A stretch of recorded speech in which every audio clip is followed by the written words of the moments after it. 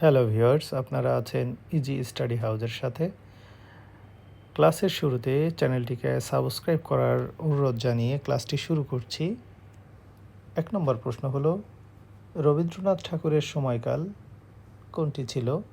উত্তর হলো ১৮৬১ থেকে ১৯৪১ সাল পর্যন্ত, অর্থাৎ তিনি প্রায় ৮০ বছর বেঁচে ছিলেন।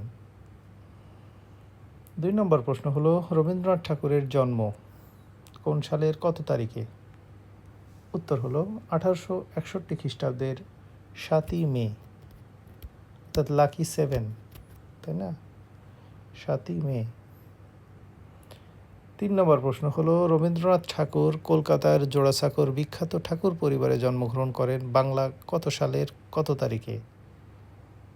উত্তর হলো ২৫শে বৈশাখ ১২৬৮ বঙ্গাব্দে। ৪ নম্বর প্রশ্ন হলো, কোন সালে রবীন্দ্রনাথ ঠাকুরের জন্ম শতবার্ষিকী পালিত হয়? উত্তর হলো ১৯৬১ সালে। তিনি যেহেতু ১৮৬১ সালে জন্মগ্রহণ করেছিলেন, তো তার ঠিক ১০০ বছর পর অর্থাৎ ১৯৬১ সালে জন্ম শতবার্ষিকী পালিত হয়। ৫ নম্বর প্রশ্ন হলো, ২০১১ সালে সার্ধশত জন্মবার্ষিকী পালিত হয়। উত্তর হলো রবীন্দ্রনাথ ঠাকুরের। রবীন্দ্রনাথ ঠাকুরের পিতার নাম কি? দেবেন্দ্রনাথ ঠাকুর।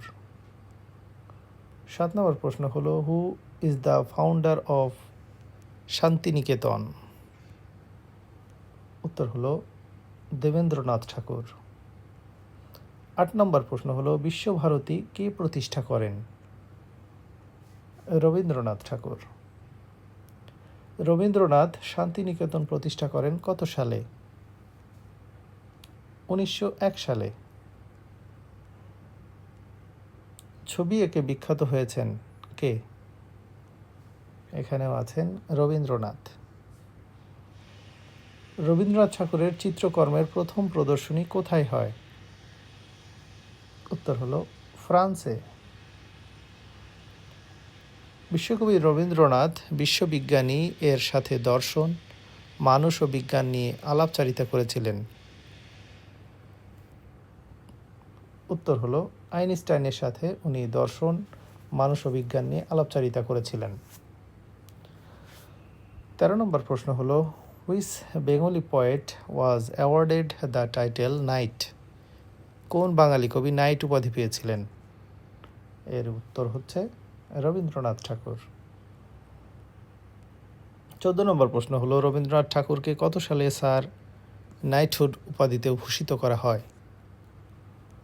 উত্তর হলো ১৯১৫ সালে। রবীন্দ্রনাথ নাইট উপাধি ত্যাগ করেন কোন সালে? উত্তর হলো ১৯১৯ সালে, অর্থাৎ উপাধি পাওয়ার ৪ বছর পর। কত সালে ঢাকা বিশ্ববিদ্যালয় কবিগুরু রবীন্দ্রনাথ ঠাকুরকে ডি লিট উপাধি দেয়? উত্তর হলো ১৯৩৬ সালে। ১৭ নম্বর প্রশ্ন হলো, ২২শে শ্রাবণ কেন স্মরণীয়? উত্তর হলো কবিগুরু রবীন্দ্রনাথ ঠাকুরের প্রয়াণ দিবস। ২২শে শ্রাবণ নিয়ে কিন্তু একটি সিনেমাও আছে, এটা আপনারা দেখতে পারেন। এটা কলকাতার একটি বাংলা সিনেমা, বেশ ভালো লেগেছিল আমার।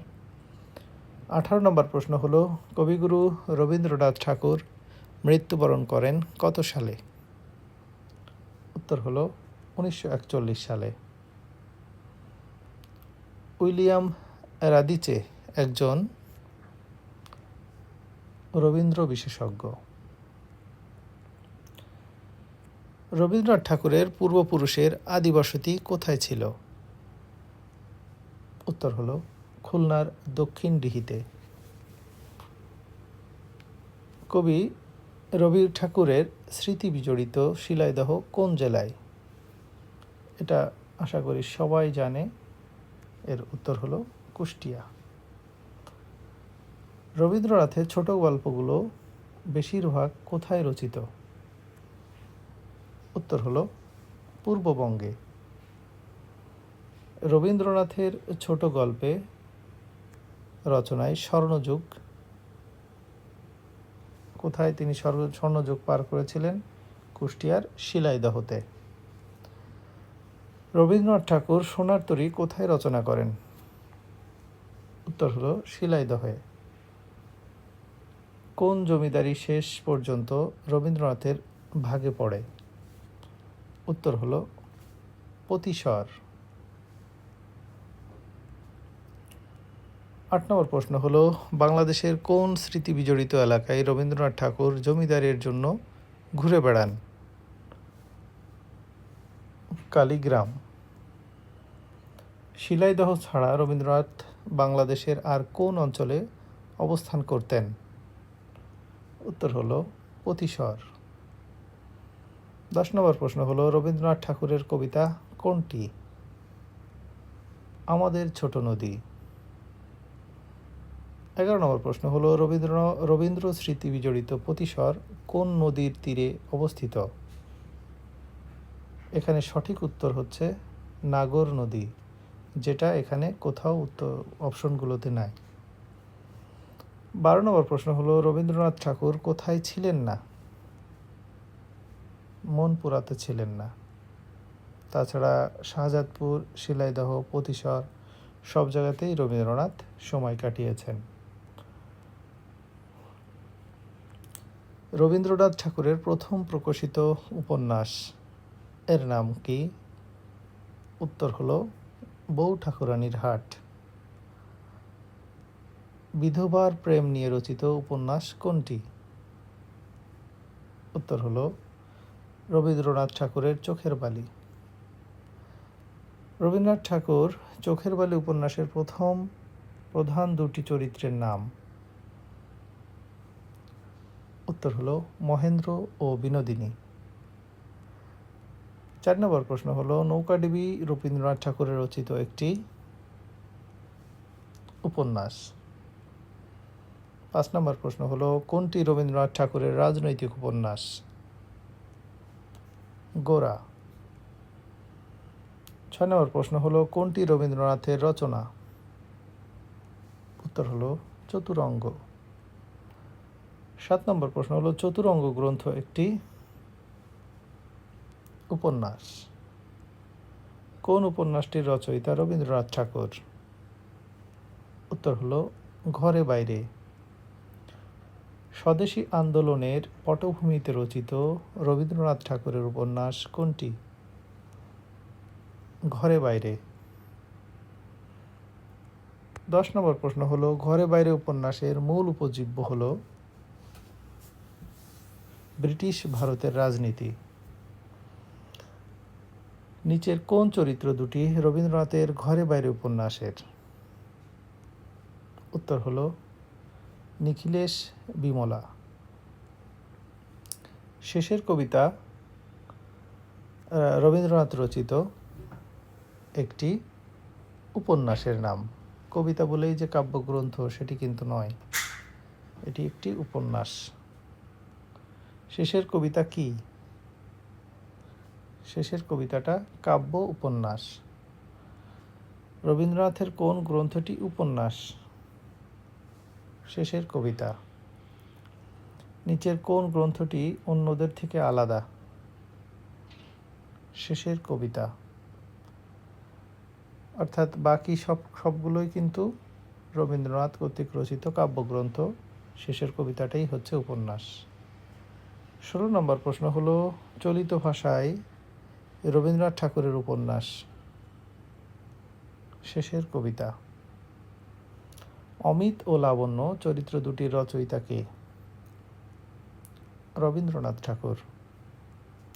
শেষের কবিতা উপন্যাসটির নায়ক কে? অমিত রায়।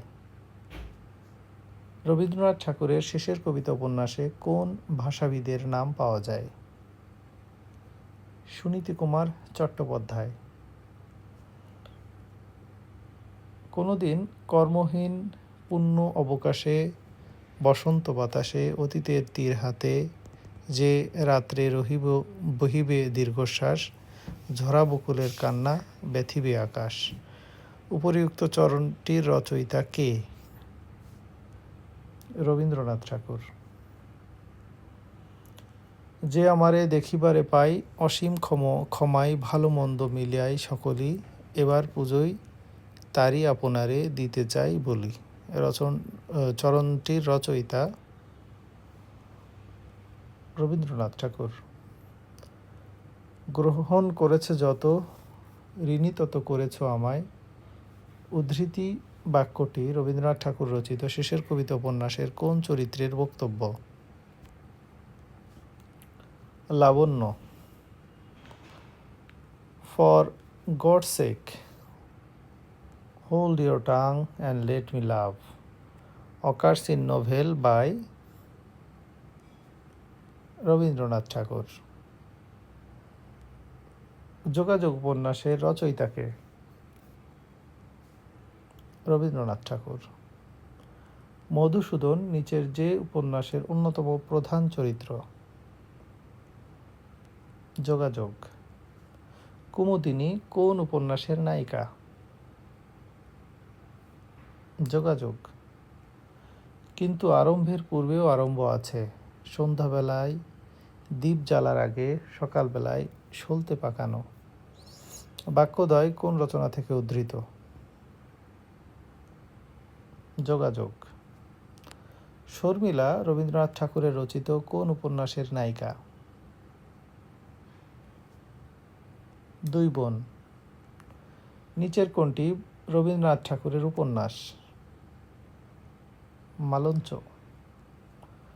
রবীন্দ্রনাথ ঠাকুরের রচনা কোনটি? 4 অধ্যায়। তো এই ছিল আজকের মতো আয়োজন। পরবর্তী ক্লাসে সবাইকে আবার আমন্ত্রণ জানিয়ে এখানেই শেষ করছি। ভালো থাকবেন। আল্লাহ হাফেজ।